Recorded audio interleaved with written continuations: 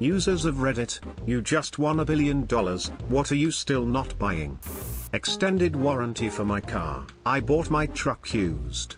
Came with the gold whatever extended warranty. Had to fight the US to honor it despite it being in the purchase conditions. Cost the previous owner $5K, me nothing. I got $5K out of it easy. Worth every penny I never spent. We bought one. Windshield busted during the extreme cold the other day. Has almost paid for itself and we have 3 more years. Depending on what you drive and where you live, windshield warranties can be 100% worth it. When we were signing all the documentation to purchase our Nissan Cube, the sales lady asked if we wanted specialized windshield insurance. I immediately declined. I never had need for such a silly thing, right? She then quietly put her pen down and looked me in the eyes. She said, "You're getting a Cube. I really think you ought to consider getting the windshield warranty." And with a knowing smile she let me ponder that. Consider how aerodynamically ridiculous a Nissan Cube is. Now add to that the fact we were living in Calgary at the time, which is known for all the gravel they cover the roads with in the winter. I'm so glad I opted for the coverage because the moment we merged onto the highway from leaving the dealership we took our first rock chip. That was less than 5 minutes of driving time. Cost us $700 and was good for 5 years. Paid for itself in the first year. We live in BC now. The road rocks here are significantly friendlier. A mega yacht. Seems like all the uber-rich folks feel the need to buy one, just a big, stupidly expensive, constantly in need of work and maintenance, money pit. Status symbols are dumb. I appreciate you recognizing that maintenance and upkeep costs are the biggest cost of owning a large boat like that. As a private jet mechanic, I would say that whatever you buy the jet for, you will pay in maintenance and operating costs in the first 2 years.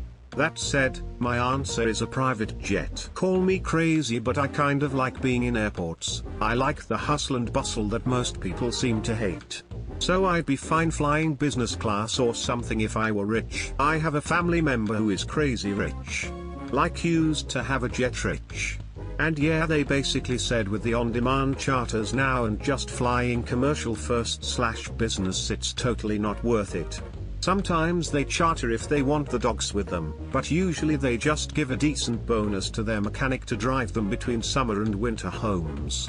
Like it doesn't actually matter to their budget, but you still don't want to pay $30K extra if you can. $20,000 handbags, heck I wouldn't even buy a $1,000 handbag.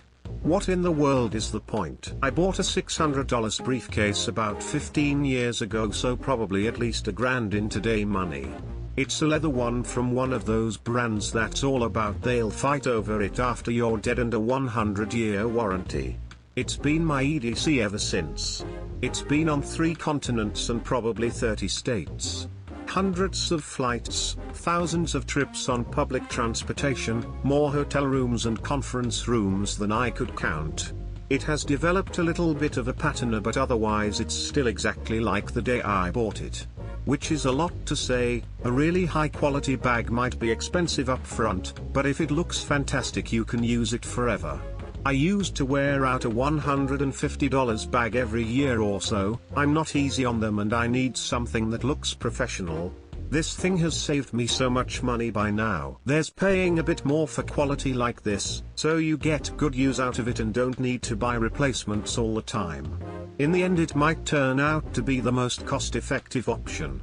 And then there's paying way over the odds for something just because it's a fancy brand, like a $20,000 briefcase that's just as sturdy as your $600 one.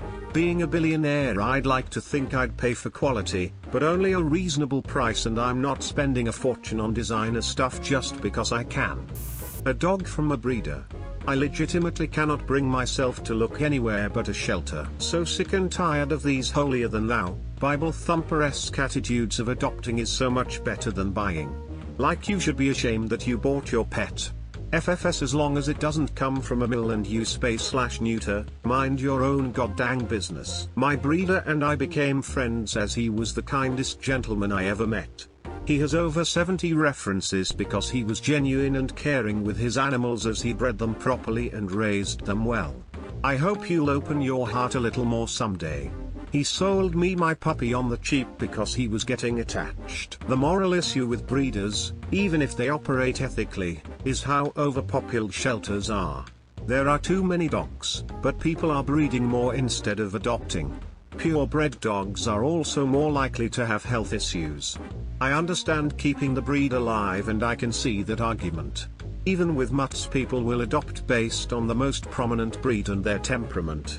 I kept my dog, who I found basically on the street, because she happens to be a mix of a breed I was looking to get at the time. Raid Shadow Legends. It's free and I still refuse to get anywhere near that. It's free to go enter a casino. Because that's what these free-to-play games are. It's gambling, without the regulation, taxation, or legal barriers for entry.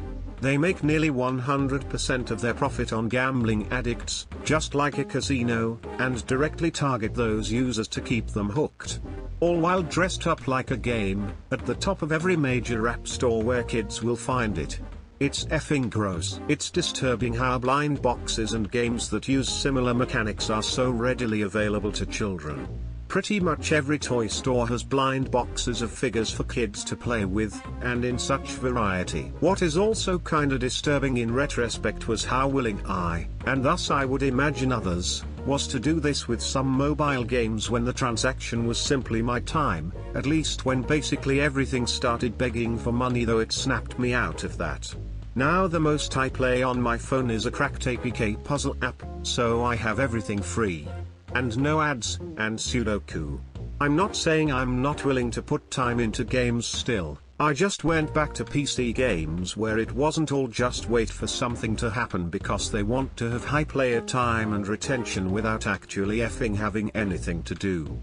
Any kind of fillers for my body, no matter what I have insecurities about in life. Medical I totally get, I even understand societal pressures, I promise lol I'm not judging you personally, it's just not for me. Your fillers are kind of horrifying a lot of the time. But I'm actually super grateful it exists.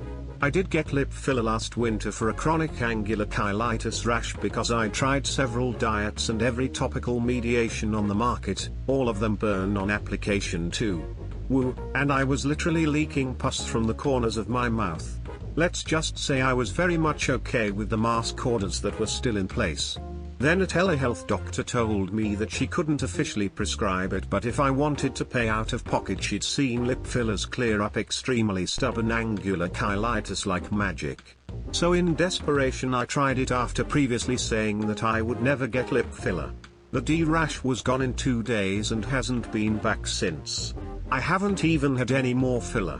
I spent 2 winters in a row battling that excruciating and embarrassing rash and applying burning ointment every 20 minutes, and all I effing needed was a single vial of filler. So yeah, I'm still kind of mad nobody told me that sooner because I thought I'd be dependent on that horrible medication every winter for the rest of my life.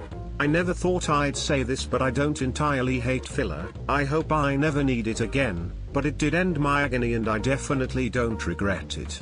I hope it gets approved from medical use soon because holy H, that could have saved me so much suffering. That rash was so painful. Holy S, I'm saving your answer for if that stupid rash ever comes back. That I have just won $1 billion. It would take me weeks after the money is in my account to truly accept it and start spending it. Which is smart, because if winning means it just appears in your account, and it's a banking error of some sort, that ain't gonna save you. They will come after you. For that much, with the full support of the government and the legal system, probably. It's not like finding a pile of cash in an alley. Banks aren't people, and they have way more power to fix/ignore/reverse their own errors than we do. Honestly, if it were like $1 million, you're completely right, you would be all kinds of effed. But $1 billion, and you were able to remove it from the account before the bank could reverse the charge? In that situation you're not nearly as effed as the bank is. Nah, the other way around. 1 million you could theoretically get, and disappear with it. Sure, wouldn't be legal, but you could just run. Good luck withdrawing $1 billion from a bank account, Lamau. Not gonna happen. You'd be rich on paper only, and very temporarily. Can you imagine trying to buy a truck big enough to transport 1 billion in $100 increments in cash? Then having to wait the 120 plus hours while the ATM is dispensing it? Imagine 5 days later, still pulling out cash and thinking, no way, I'm going to stop at $357 million.